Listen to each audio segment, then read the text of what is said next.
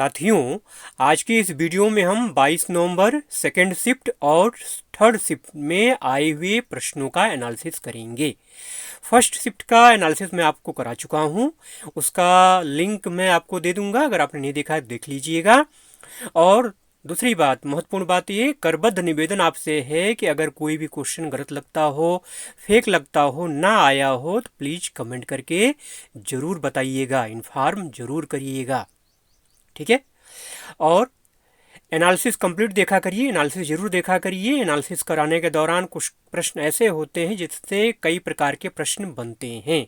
कहने का मतलब ये है, एक ही प्रश्न में कई सारे प्रश्न छुपे होते हैं जो कि बार बार रिपीट करके देता है एग्जामिनेशन बॉडी जो भी है, ठीक है। तो ये आपके लिए जो अगला एग्ज़ाम आप फेस करेंगे, अगर भविष्य में कोई एग्ज़ाम आपको और देना है तो उसमें आपके बहुत काम आते हैं। इसे एनालिसिस बहुत देखा करिए। और आगे से अपने अगर आपका एग्ज़ाम लगा हुआ है तो एनालिसिस आपके लिए फ़ायदेमंद तो ही है, ठीक है। सारे क्वेश्चन रिपीट नहीं होते हैं, ठीक है। मैं नहीं कहता सारे क्वेश्चन रिपीट होते हैं, लेकिन रिपीट होते हैं मेरे भाई। अगर आप 10 मिनट का वीडियो देख रहे हो, 10 मिनट की वीडियो में अगर 2 क्वेश्चन भी, 3 क्वेश्चन भी अगर आपको मिल गया, रिपीट हो गया, तो क्या चाहिए आपको अब इससे? हाँ, कहाँ आप साल साल भर 6-6 महीने मेहनत करते हो, क्वेश्चन नहीं फंसता है, और यहाँ 10 मिनट का वीडियो अगर आप देख रहे हो उसमें से 2 या 3 क्वेश्चन आपको मिल जाते हैं, तो क्या जा रहा है? ठीक है। तो चलिए एनालिसिस को शुरू करते हैं, प्रश्नों का सिलसिला स्टार्ट करते हैं। पहले प्रश्न की अगर बात करें तो किस अनुच्छेद में संविधान में संशोधन की प्रक्रिया का उल्लेख किया गया है? अब यही क्वेश्चन ले लीजिए, एक क्वेश्चन आया था पिछले दिनों अभी, ठीक है। अनुच्छेद 368 का संबंध किससे है? इस टाइप से क्वेश्चन बना था, ठीक है। अब घुमा के पूछ लिया इसने इस बार। तो संविधान संशोधन की प्रक्रिया का जो उल्लेख है वो अनुच्छेद 368 में है, इस पे आपको टिक करना था, ठीक है। अगले क्वेश्चन की अगर बात करूं तो लाल किले का निर्माण किस शासक ने करवाया? तो लाल किले का निर्माण शाहजहां ने करवाया था, ठीक है। लाल किला जो है विश्व धरोहर की लिस्ट में शामिल है ये, ठीक है। इसका निर्माण मुगल सम्राट शाहजहां ने 1638 ईस्वी में शुरू करवाया था और 10 साल तक इसका निर्माण चला, मतलब जाकर के 1648 में ये कंप्लीट हुआ है, ठीक है। अगला क्वेश्चन है, गुरु हरगोविंद साहिब ने किस मुगल शासक को 4 बार हराया था? तो इसका राइट आंसर है शाहजहां। मुगल सेनाओं को गुरु हरगोविंद साहिब ने 4 बार पराजित किया, ठीक है। अगला प्रश्न अनुच्छेद से पूछा गया कि अनुच्छेद 15 का संबंध किससे है? तो अनुच्छेद 15 ये कहता है कि धर्म, जाति, लिंग या जन्म स्थान के आधार पर भेदभाव नहीं किया जा सकता। कहने का मतलब ये है, धर्म, जाति, लिंग या जन्म स्थान के आधार पर भेदभाव को अनुच्छेद 15 प्रतिबंधित करता है, ठीक है। एक चीज और जानते रहिए, यह विशिष्ट स्थितियों में समानता का जो अनुच्छेद 14 है उसके जो सामान्य सिद्धांत हैं उनको संरक्षित आधारों पर किए गए वर्गीकरणों पर लोग लगा करके लागू करता है, ठीक है, अनुच्छेद 15, ठीक है।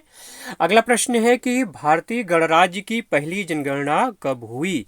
तो 10 फरवरी 1951 में, ठीक है। 1951 में पहली जनगणना हुई थी, ठीक है।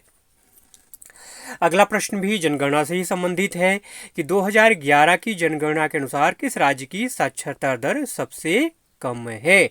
तो इसका राइट आंसर है बिहार। बिहार पे आपको टिक करना था, ठीक है। बिहार की अगर साक्षरता दर की बात करें तो 61.80% है 2011 की जनगणना के अनुसार, ठीक है। पुरुषों की अगर बात करें तो 71.20% है, महिलाओं की 51.50% है, ठीक है। इस तरह से बिहार जो है सबसे कम साक्षर राज्यों में शामिल है, ठीक है। अगला प्रश्न पूछा गया कि तमिलनाडु राज्य की साक्षरता दर कितनी है?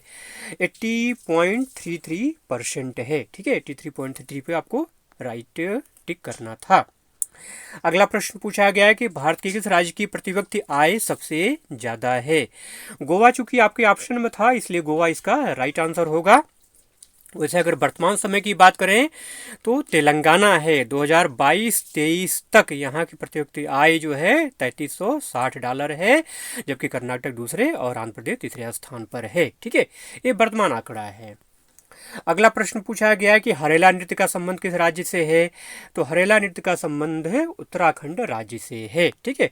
गढ़वाल मंडल में यह कृषि पर्व के रूप में मनाया जाता है। यहाँ की लोक परंपरा में अपने कुल देवता के मंदिर के सामने जौ उगाई जाती है और ये जौ बोने का काम केवल कौन करता है, पुरुष करते हैं। ठीक है। अगला प्रश्न ऋग्वेद से संबंधित है कि ऋग्वेद में कितने मंडल हैं, मतलब कितने पाठ हैं। तो ऋग्वेद जो है संसार का सबसे प्राचीनतम धर्म ग्रंथ है। ठीक है।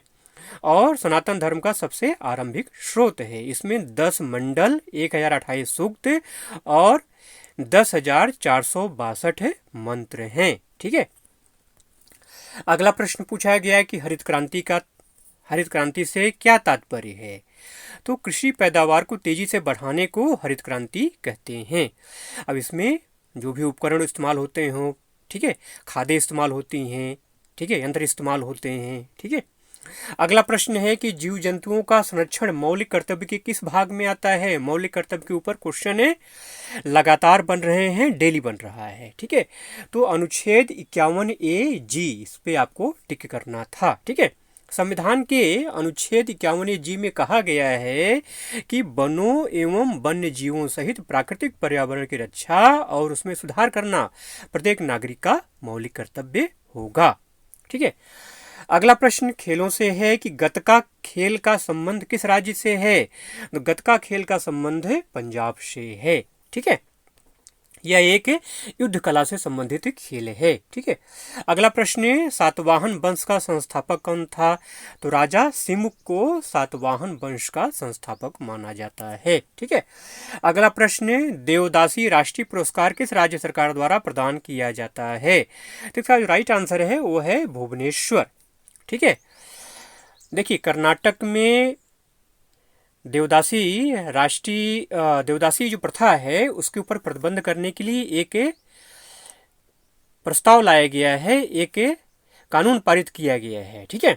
लेकिन पुरस्कार की अगर बात करें तो पुरस्कार का संबंध किससे है, भुवनेश्वर से है। ठीक है। आइए पूरा डिटेल में आपको बता देता हूं। देखिए देवदासी राष्ट्रीय पुरस्कार 2006 में देवदासी नृत्य मंदिर भुवनेश्वर द्वारा स्थापित अपनी तरह का एक पहला पुरस्कार है। ठीक है। यह पुरस्कार चक्रीय शैली में मान्यता प्राप्त भारतीय शास्त्रीय नृत्यों की सभी 8 शैलियों में से 40 वर्ष से कम आयु के एक उत्कृष्ट नर्तक को दिया जाता है। पिछले पुरस्कार विजेताओं की अगर बात करूं तो 2006 में ओडिसी के लिए शिवानी पटनायक को दिया गया, 2007 में कुचिपुड़ी के लिए यामिनी रेड्डी को दिया गया, 2008 में कथक के लिए पार्वती दत्ता को प्रदान किया गया, 2009 में सत्रिया के लिए मीरनंदा बार ठाकुर को प्रदान किया गया, 2010 में मोहिनी अट्टम के लिए मैथिल देविका को और 2011 में भरतनाट्यम नृत्यांगना मैथिली प्रकाश को ये पुरस्कार प्रदान किया गया। ठीक है। अगला प्रश्न ये पूछा गया कि नीचे दिए गए राज्यों में से कौन सा राज्य बहमनी साम्राज्य से अलग हुआ था। ठीक है। तो देखिए 5 राज्य हैं जो बहमनी साम्राज्य से अलग हुए थे। बरार है, बीजापुर है, अहमदनगर, गोलकुंडा और बीदर। ठीक है। 1518 में बहमनी साम्राज्य का विघटन हुआ था, जिसके फलस्वरूप जो है गोलकुंडा, बीजापुर, बीदर, बिरार और अहमदनगर राज्यों का उदय हुआ था। ठीक है। अगला प्रश्न कि राज्यपाल किसकी सलाह पर विधानसभा भंग कर सकता है। देखिए अभी क्वेश्चन पिछले शिफ्टों में आया था। ठीक है। रिपीट हुआ है क्वेश्चन ये। तो मुख्यमंत्री की सलाह पर, ठीक है, किसकी सलाह पर, मुख्यमंत्री की सलाह पर राज्यपाल विधानसभा को भंग कर सकता है। नेक्स्ट क्वेश्चन नृत्य से संबंधित है कि पाइका लोक नृत्य का संबंध किस राज्य से है। तो झारखंड का ये पारंपरिक लोक नृत्य है। झारखंड ऑप्शन में था आपके, इसलिए सही है। अगर बिहार भी होता तो भी सही होता। ठीक है। तो पाइका नृत्य भारत के झारखंड का एक पारंपरिक लोक नृत्य है। ठीक है। अगला प्रश्न पूछा गया है कि 1904 में बीडी सावरकर मतलब विनायक दामोदर सावरकर ने किस संगठन की स्थापना की थी। तो अभिनव भारत में आपको टिक करना था। अभिनव भारत समिति मतलब जिसको यंग इंडिया सोसाइटी बोलते हैं, 1904 में विनायक दामोदर सावरकर, उनके भाई गणेश दामोदर सावरकर और नारायण दामोदर सावरकर द्वारा स्थापित एक गुप्त समाज था। ठीक है। क्वेश्चन नंबर 20 सोला वन किस क्षेत्र में पाया जाता है। तो सोला वन पश्चिमी घाट में पाया जाता है। ठीक है। नाम थोड़ा सा इसका विशेष है, ऐसे ही प्रश्न पूछे जाते हैं। सोला वन जैसे लगता है कोई आग है ना, देखिए, पश्चिमी घाट को स्थानीय रूप से महाराष्ट्र में सह्याद्री बोलते हैं, कर्नाटक और तमिलनाडु में नीलगिरी कहा जाता है, केरल में अन्नामलाई कहा जाता है। ठीक है, ये जो पहाड़ियाँ हैं इलायची पहाड़ियों के नाम से जाना जाता है इनको। ठीक है, तो नीलगिरी, अन्नामलाई और पलानी पहाड़ियों में समशीतोष्ण वनों को शोला कहा जाता है। ठीक है, ये फैक्ट भी आपको ध्यान में रखना चाहिए। अगला प्रश्न है कि इनमें से कौन सा एक राष्ट्रीय जलमार्ग है। तो राष्ट्रीय जलमार्ग 1 और राष्ट्रीय जलमार्ग 2 क्या है, ये राष्ट्रीय जलमार्ग हैं। अगला प्रश्न बारडोली सत्याग्रह से था कि बारडोली सत्याग्रह कब हुआ। तो 1928 इसका राइट आंसर है। ठीक है, सरदार वल्लभ भाई पटेल के नेतृत्व में एक प्रमुख किसान आंदोलन था। ठीक है, अगला प्रश्न पूछा गया कि इनमें से कौन सा चर्च गोवा में है।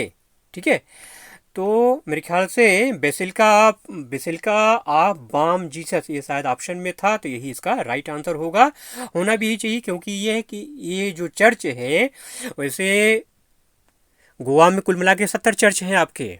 ठीक है, तो ये गोवा का ऐतिहासिक चर्च है और यूनेस्को की विश्व धरोहर स्थल में शामिल है। ठीक है, बेसिलिका ऑफ बॉम जीसस में सेंट फ्रांसिस जेवियर का मकबरा और अवशेष है। ठीक है, अगला प्रश्न पूछा गया किताबों से है संबंधित प्रश्न है कि एन एरा ऑफ डार्कनेस किसकी रचना है। तो शशि थरूर इसका राइट आंसर है। ठीक है, अगला प्रश्न जनगणना से संबंधित है। 2011 की जनगणना कितने चरणों में पूरी हुई। ठीक है, देखिए यहाँ से अभी ये थर्ड शिफ्ट के प्रश्नों को स्टार्ट कर दिया है मैंने। कुछ पीछे ऊपर जो प्रश्न तो 3-4 प्रश्न ऊपर जो आए थे वो भी थर्ड शिफ्ट के ही थे। ठीक है, तो 2011 की जनगणना कितने चरणों में पूरी हुई, 2 चरणों में पूरी हुई। ठीक है, अगला प्रश्न पूछा गया है थर्ड शिफ्ट में कि T20 वर्ल्ड कप 2024 कहाँ आयोजित किया जाएगा। तो ये संयुक्त राज्य अमेरिका और वेस्ट इंडीज में आयोजित किया जाएगा। देखिए, T20 वर्ल्ड कप का आयोजन हर 2 साल पर होता है। इस बार इसकी मेजबानी 4 जून से 30 जून 2024 के बीच वेस्ट इंडीज और अमेरिका द्वारा की जानी है। ठीक है, अगला प्रश्न पूछा गया कि चंद्रगुप्त द्वितीय ने अपनी पुत्री का विवाह किस वंश के राजा के साथ किया था। ठीक है, तो वकाटक नरेश रुद्रसेन द्वितीय के साथ। प्रभावती गुप्ता जो थी ये चंद्रगुप्त द्वितीय की पुत्री थी। इसका विवाह जो है वकाटक नरेश रुद्रसेन द्वितीय के साथ 380 ईस्वी के आसपास हुआ था। नेक्स्ट क्वेश्चन पूछा गया है कि यामिनी कृष्णमूर्ति ने कौन सा नृत्य स्कूल खोला है। तो यामिनी स्कूल ऑफ डांस इसका राइट आंसर है। बिरजू महाराज का संबंध किस नृत्य से है। तो इसका राइट आंसर है कथक। ठीक है, अगला प्रश्न पूछा गया कि आर्यभट्ट किस शासक के समकालीन थे। तो आर्यभट्ट चंद्रगुप्त द्वितीय के समकालीन थे। ठीक है, आर्यभट्ट गुप्त राजा चंद्रगुप्त द्वितीय 375 से 415 ईस्वी के बीच के दरबार में भारतीय गणित और भारतीय खगोल विज्ञान के शास्त्रीय युग के महान गणितज्ञ खगोलविदों की पंक्ति में प्रथम थे। उनकी रचनाओं में आर्यभट्टी जब वो 23 वर्ष के तब उन्होंने लिखा था और आर्य सिद्धांत ये शामिल है। ठीक है, अगला प्रश्न है कि 1864 में वेद समाज की स्थापना किसने की। तो केशव चंद्र सेन ने। ठीक है, वेद समाज की स्थापना केशव चंद्र सेन और के श्रीधरलू नायडू ने की थी। कहाँ, 1864 में मद्रास चेन्नई में। अगले प्रश्न की अगर बात करूं तो एशियाई खेलों से संबंधित प्रश्न है कि निम्नलिखित में से किस देश ने 2022 तक एशियाई खेलों की मेजबानी नहीं की है। तो राइट आंसर क्या है, पाकिस्तान। ठीक है, अगला प्रश्न है कि शेरशाह सूरी मार्ग किसको जोड़ता है। तो शेरशाह सूरी मार्ग जिसको कि आप जीटी रोड कहते हैं, ग्रैंड ट्रंक रोड जिसको कहा जाता है, ये मार्ग दक्षिण एशिया के सबसे पुराने और लंबे मार्गों में से एक है, जो हावड़ा के पश्चिम में स्थित बांग्लादेश के चटगांव से शुरू होकर लाहौर में से गुजरता हुआ अफगानिस्तान के काबुल तक जाता है। वहीं उत्तर प्रदेश की अगर बात करें तो उत्तर प्रदेश में आगरा को राजस्थान में बीकानेर से जोड़ता है।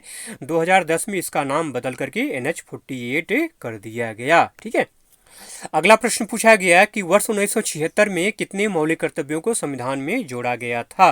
तो टोटल 10 मौलिक कर्तव्यों को सरदार स्वर्ण सिंह समिति की सिफारिश के आधार पर 1976 में मौलिक कर्तव्यों मतलब संविधान में जोड़ा गया था। ठीक है, 2002 में 86वां संविधान संशोधन हुआ जिसके द्वारा 11वां मौलिक कर्तव्य जोड़ा गया। ठीक है, तो ये सारे फैक्ट मैं कई बार आपको बता चुका हूँ, करवा चुका हूँ। ठीक है, अगला प्रश्न पूछा गया है कि किस अनुच्छेद का संबंध अनुसूचित जातियों से है, तो अनुच्छेद 338 इसका राइट आंसर है। देखिए, संविधान का जो अनुच्छेद 338 है, इसमें अनुसूचित जातियों और अनुसूचित जनजातियों के लिए विशेष अधिकारी की नियुक्ति की व्यवस्था है, जिसका कर्तव्य संविधान के अधीन अनुसूचित जातियों और अनुसूचित जनजातियों को दिए गए संरक्षण संबंधी सभी मामलों की जांच करना और राष्ट्रपति को सूचित करना है। ठीक है, अगला प्रश्न पूछा गया है कि 2011 की जनगणना के अनुसार सबसे अधिक जनसंख्या किस राज्य की थी, तो 2011 की जनगणना के अनुसार उत्तर प्रदेश भारत का सबसे ज़्यादा जनसंख्या वाला राज्य है, 19.98 करोड़। ठीक है, उत्तर प्रदेश का घनत्व अगर बात करें, जनसंख्या घनत्व की अगर बात करें, तो 829 व्यक्ति प्रति वर्ग किलोमीटर है। ठीक है, नेक्स्ट क्वेश्चन पूछा गया कि अखिल भारतीय किसान सभा की शुरुआत कब हुई या किसने इसका गठन किया, तो स्वामी सहजानंद ने। कब? 1936 में। ठीक है, लखनऊ में जो कांग्रेस का अधिवेशन हुआ था उसके दौरान इसकी स्थापना हुई थी। ठीक है, नेक्स्ट क्वेश्चन है कि भारत में प्रथम पंचवर्षीय योजना किसने प्रस्तुत की, तो जवाहरलाल नेहरू ने। ठीक है, प्रथम प्रधानमंत्री जवाहरलाल नेहरू ने। ठीक है, प्रथम पंचवर्षीय योजना जो थी वो 1951 से लेकर 56 तक चली। प्रथम पंचवर्षीय योजना ने भारत में आर्थिक विकास पर जोर दिया। इसे भारत के प्रथम प्रधानमंत्री जवाहरलाल नेहरू ने भारतीय संसद में प्रस्तुत किया था। ठीक है साथियों, सेकंड और थर्ड शिफ्ट मिला के जितने प्रश्न मिल पाए थे वो सारे प्रश्न मैंने आपको करा दिए। वीडियो अगर अच्छा लगा हो तो प्लीज़ इसको लाइक शेयर जरूर करिएगा, और अगर चैनल पे नए हैं तो प्लीज़ ये सब्सक्राइब करके बेल आइकन जरूर से प्रेस कर लीजिएगा। पूरा वीडियो आपने देखा, इसके लिए आपका बहुत बहुत धन्यवाद।